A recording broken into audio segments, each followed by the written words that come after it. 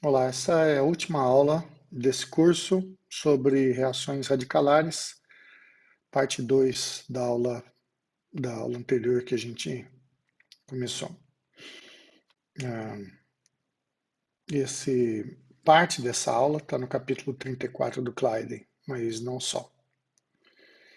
A gente viu na aula passada, eu falei de algumas reações típicas de radicais, reações de abstração de hidrogênio, reações de clivagem, reações de adição eletrofílica, a dupla, uma delas. Né? Vamos ver um pouquinho mais de termodinâmica e da cinética dessas reações. Como eu disse para vocês, quando eu falei de halogenação, cloração de ciclo hexano, eu disse que formava não só o derivado vários, no caso ali, monobromado só tem um, né, porque é tudo simétrico, mas não formava só compostos monohalogenados, mas de trihalogenados, ok? Monohalogenados também podem formar diferentes, caso a molécula não seja tão simétrica. Então, aqui vamos, por exemplo, no caso do propano, se você fizer uma reação de cloração radicalar, veja, cloro na presença de luz, né, Hni aqui, essa letra grega é Ni, Hni significa luz, ok? Outro jeito de escrever luz. Então, cloro na presença de luz e ciclopropano, a gente forma esses dois derivados clorados, monoclorados, além dos outros ditriclorados, tá? 45% dele nessa posição e 55% na posição 2 aqui, né? 2-cloropropano. Veja, se a gente fizer a mesma reação com outro derivado aqui, no caso, um alcano mais ramificado, vocês vão ver que a diferença de, de formação é ainda maior, né? Nós temos 37% dele aqui, né? E 60, o mais substituído e 63 no menos substituído, né? No carbono menos substituído. Se a gente fizer essa mesma reação aqui, ó, né? Só que em vez de cloro usar bromo, né? Mesmo tipo de reação, veja que é radicalar, porque também é com luz, a gente inverte essa condição aqui, né? Veja, a gente inverte. A gente forma o mais substituído e o menos substituído forma menos do que 1%. Tá? Nós vamos entender como é que isso funciona, tá? Mas já posso adiantar que dois fatores devem ser levados em conta. A probabilidade de se uma reação que eu sei que abstrai hidrogênio, né? Então a probabilidade de se abstrair um hidrogênio na posição que vai entrar o cloro, formando o radical específico, e a reatividade, a estabilidade ou reatividade daquele alcano, do radical do alcano que se forma. Tá? Vamos discutir melhor, que vocês vão entender esse resultado. Mas a princípio, quando a gente usa bromo, tá vendo? A gente forma mais um do que do outro. Aqui a gente forma também mais um do que o outro, mas forma-se bastante de um outro derivado. Então aqui a gente, a princípio, é mais seletivo o uso de bromo do que o uso de cloro nesse tipo de reação. Né? Primeiro vamos ver a etapa aqui, a etapa lenta da reação, dessa reação de halogenação, no caso com cloro, é a abstração do hidrogênio. Tá? Então essa aqui é o estado de transição, o cloro radical tirando o hidrogênio. Vocês vão ver que a formação do radical, tanto no carbono primário quanto no carbono terciário, né, esse processo é exergônico, ok? Então é um processo que libera energia, ok? Num processo desse exergônico, o que acontece, usando o postulado de Hammond, é que o estado de transição aqui, ele é dito precoce, e ele é parecido com os reagentes, não com os produtos. ok? Então, quando acontece isso, a diferença de estabilização dos dois radicais pouco influencia aqui no estado de transição. Então, o que a gente poderia esperar é que a estabilização maior ou menor desses radicais, que a gente sabe que o terciário aqui é mais estável do que o primário, pouco altera a energia de ativação dos intermediários do estado de transição, desculpe, porque o estado de transição é parecido com os reagentes e não com os produtos, tá? Isso significa que a diferença de estabilidade pouco interfere na velocidade do processo. Se por outro lado a gente fizer essa reação com bromo, o que acontece agora é que essa reação de abstração de hidrogênio, que também é etapa lenta, ok? Nos dois casos, já é endergônica, ou seja, ela é um processo que consome energia, né? Absorve energia. Usando de novo o postulado de Hammond, num processo com ΔG positivo, o que acontece é que o estado de transição é dito tardio e é parecido com os produtos, não com os reagentes. Consequentemente, a estabilização dos produtos da reação, que nesse caso aqui são os dois radicais, leva a uma diferença brutal no estado de transição.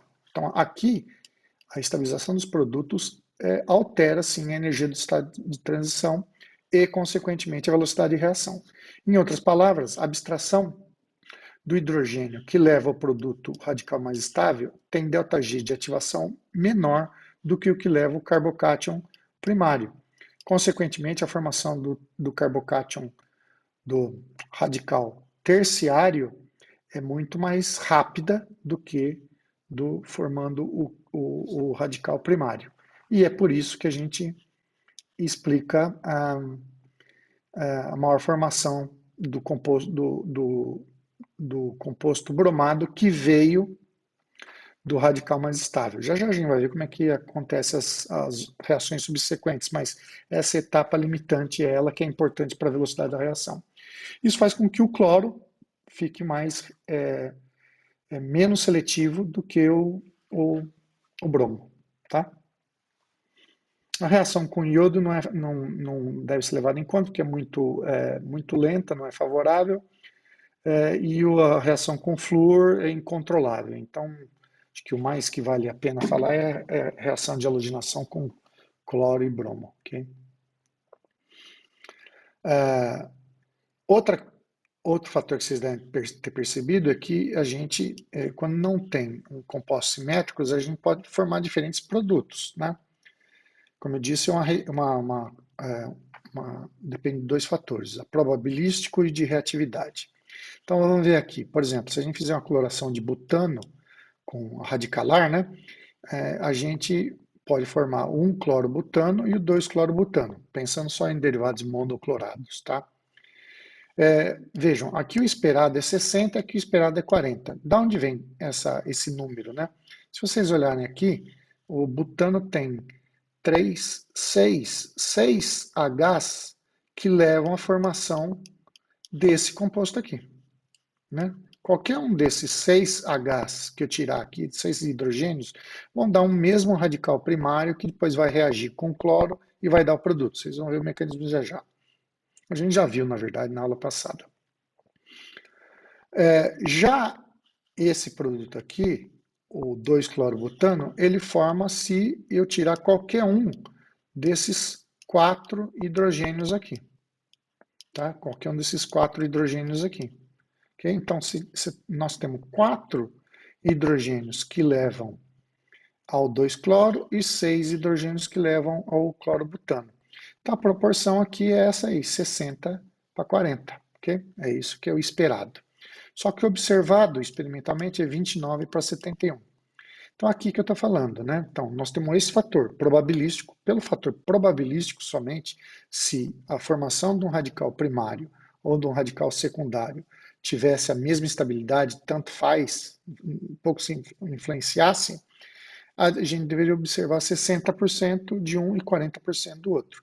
Entretanto, vocês veem que essa proporção não é essa. Então, tem um outro fator que deve ser levado em conta, que não é só o fator probabilístico, mas a da estabilidade do radical formado. ou seja, a reatividade em se tirar um hidrogênio primário ou um hidrogênio secundário, tá? Então, se a gente fizer essa reação à temperatura ambiente, né, a gente, com esses valores aqui, experimentalmente calculados e considerando a quantidade de hidrogênios, nós podemos chegar nesse fator aqui relativo de reatividade para se abstrair hidrogênio e clorar o butano na posição primária, secundária, terciária, né? Esse aqui não tem terciário, mas foi usado para vários alcanos, né? Então, para reagir à temperatura ambiente, na reação de cloração, a temperatura ambiente, depende da temperatura, tá? Primário, o fator de reatividade é 1, secundário é 3,8 e terciário é 5. Isso é experimental, tá? Então, na determinação da distribuição de produtos, devem ser considerados fatores probabilístico de reatividade. Probabilístico é o número de hidrogênio que podem ser abstraídos, levando à formação de um determinado produto, ok? Como eu considerei em cima aqui. Reatividade é a velocidade relativa com que o hidrogênio, em particular, é abstraído. Isso é determinado experimentalmente. Como é que a gente calcula aqui, ó, esses valores que vocês foram observados aqui? O número de hidrogênios versus reatividade. Quantos hidrogênios tem aqui iguais, no caso do butano? 6. Qual é a reatividade primária? 1. 6 vezes 1, 6. Tá? E no clorobutano? O clorobutano tem 4 para formar o secundário, e o secundário é 3,8. Tem 4 vezes 3,8, 15. Então, qual é o fator probabilístico mais de reatividade que pode ser para se formar? Vai ser 6, que é esse número aqui, dividido pelo número total, que é 6 mais 15, 21, tá? Então, 6 dividido por 21, 29, veja que é o número que está aqui.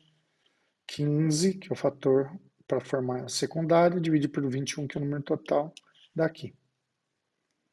O mesmo tipo de cálculo pode ser feito por para um composto desse aqui, 2,2,5-trimetil hexano, tá? Então tem que computar quantos hidrogênios são iguais que vão levar o mesmo produto. Por exemplo, nessa posição nós temos 9 hidrogênios, isso como é primário, 1 vezes 9, calcula para todos eles primeiro, tá? Depois soma todos, 9, 7,6, 7,6, 5, 6, que vai dar esse número aqui embaixo.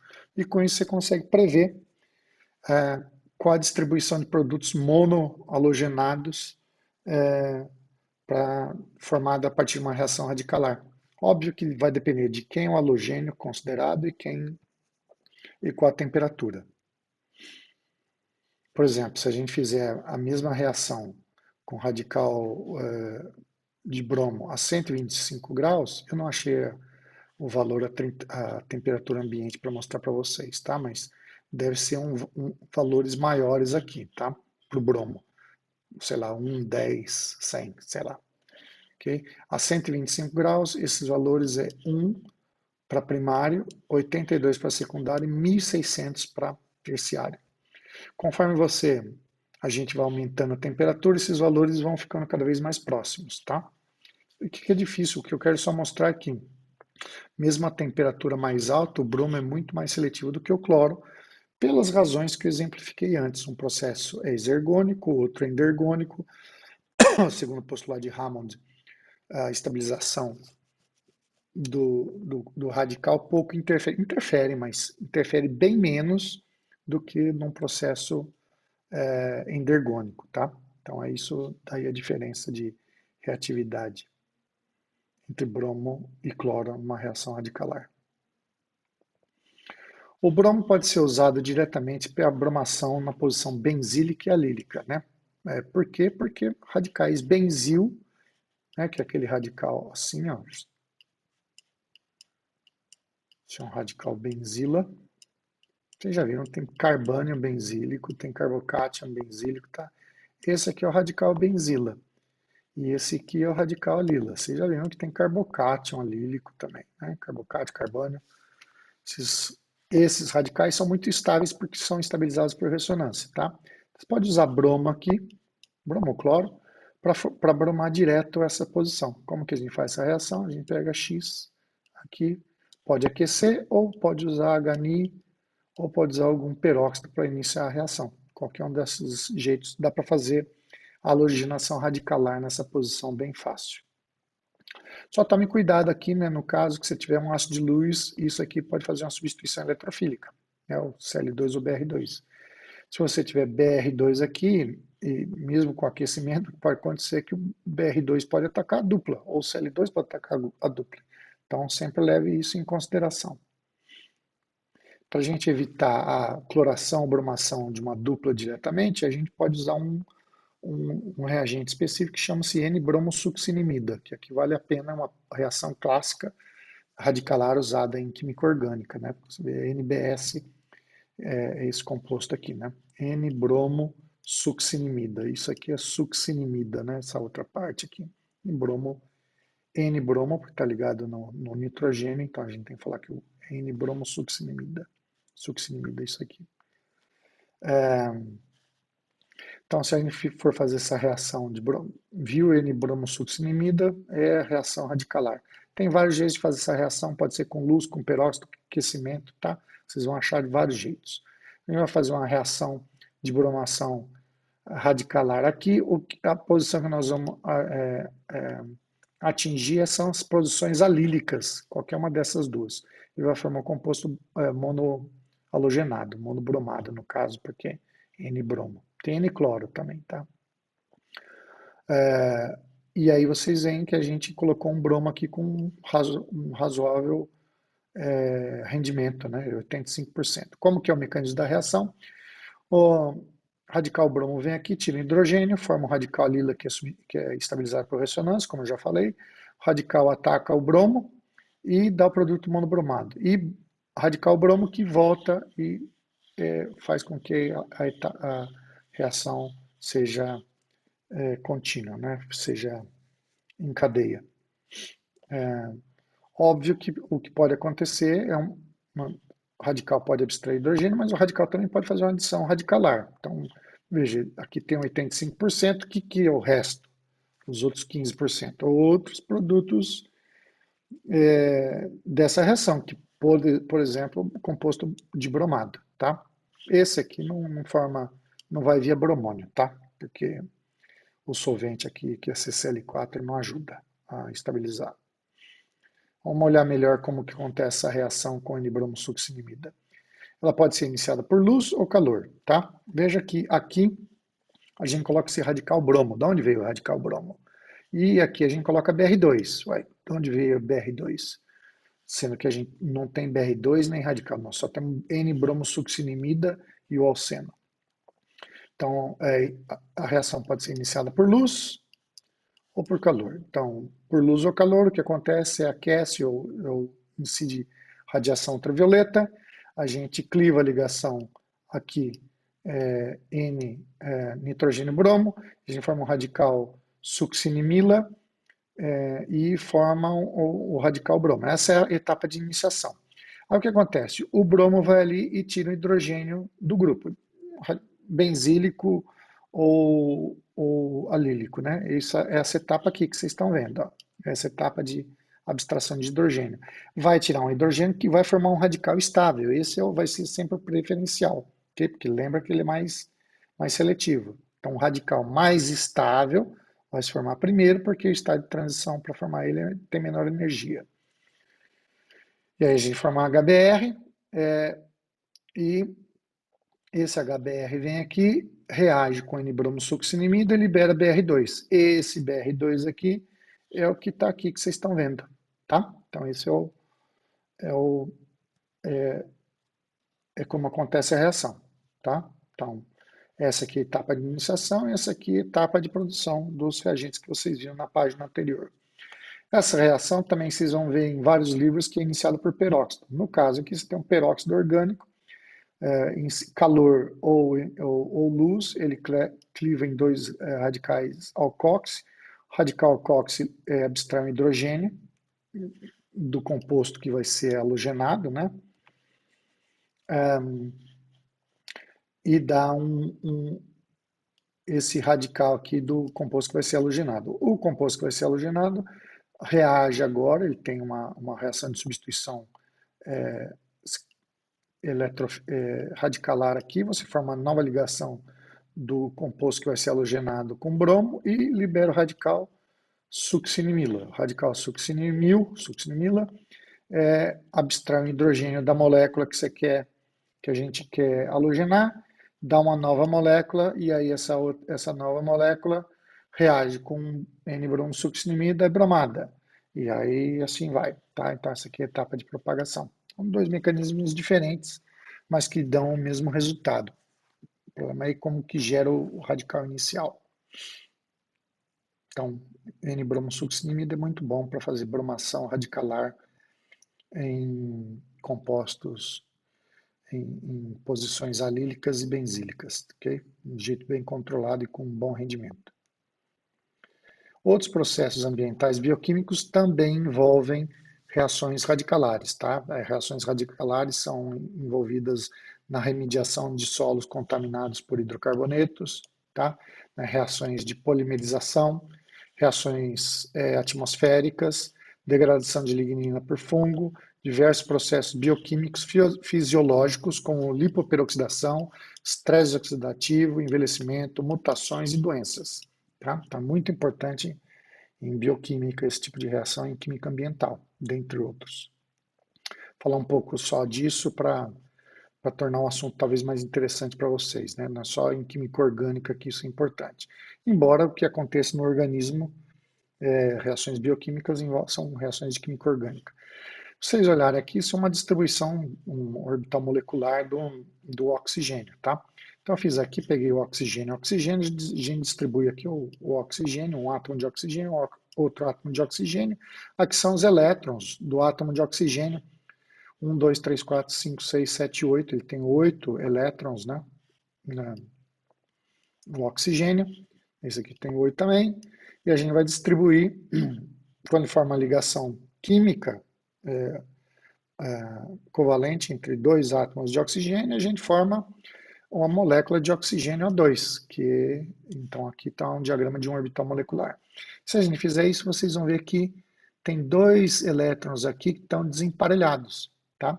Esse esquema é muito importante, diagrama, para mostrar que o oxigênio é um birradical, tá? A molécula de oxigênio é um birradical, ela é uma espécie que a gente chama de triplete, tá?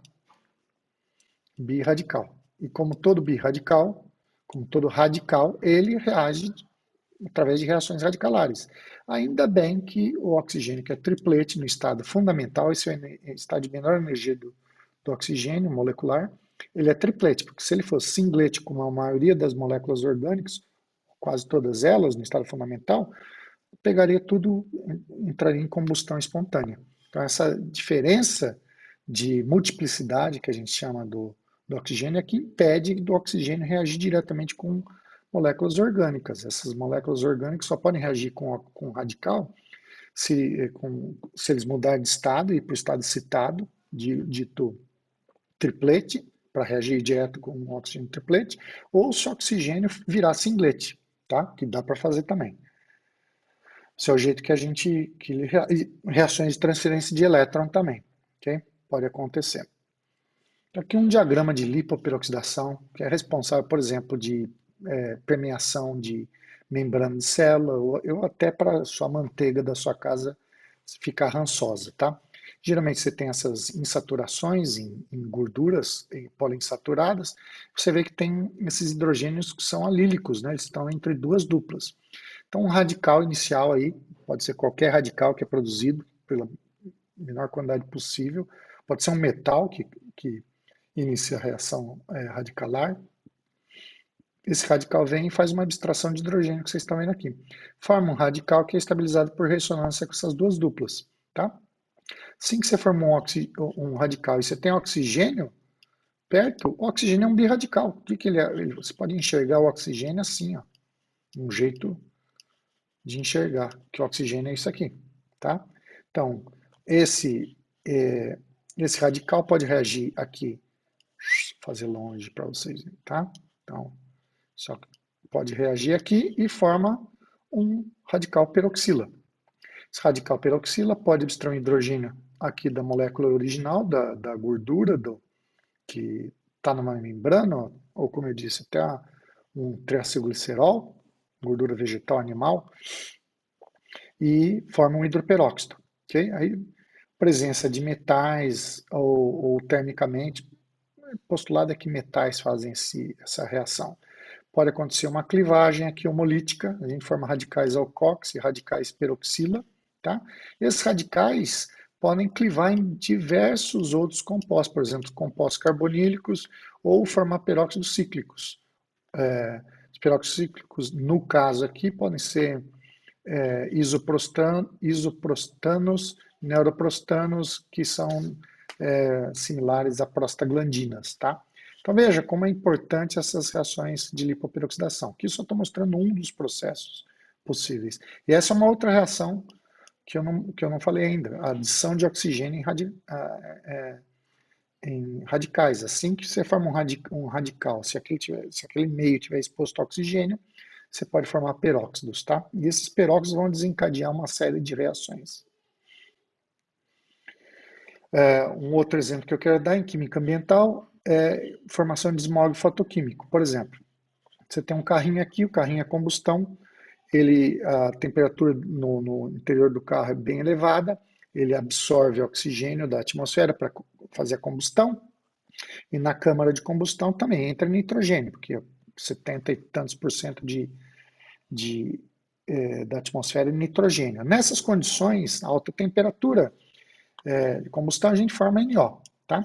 Esse NO aqui, ele, na presença de oxigênio, ele pode formar NO2, ok? O NO2, com luz solar, que é um gás castanho, então ele absorve luz no visível, isso aqui, esse NO2 está aqui, perto do carrinho, tá? No nível, troposfera. O NO2 pode clivar, forma oxigênio atômico. Esse oxigênio atômico pode reagir com oxigênio do ar, formando ozônio, tá? O ozônio pode clivar, formando novamente oxigênio atômico, que reage com água da radical hidroxila. Radical hidroxila pode pegar qualquer tipo de hidrocarboneto que tiver no ar ali, o resto de combustível não queimado, ou vazamento, qualquer hidrocarboneto, até plantas liberam esse tipo de compostos, tá?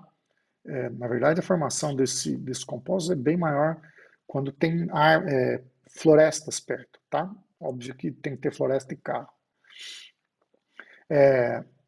Radical hidroxila abstrai o hidrogênio, forma esse radical aqui, que pode ter inserção de oxigênio, do mesmo jeito que eu mostrei anteriormente, né?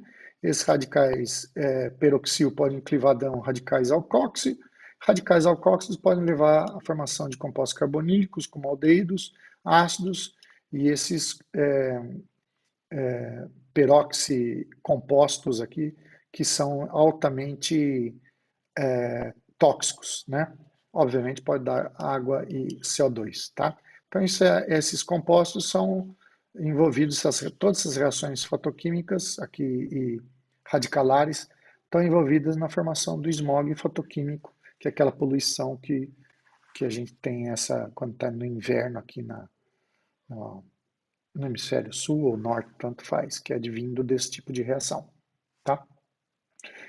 Que citei dois exemplos de relevância bioquímica e ambiental de reações radicalares, que vai ser importante para a avaliação de vocês.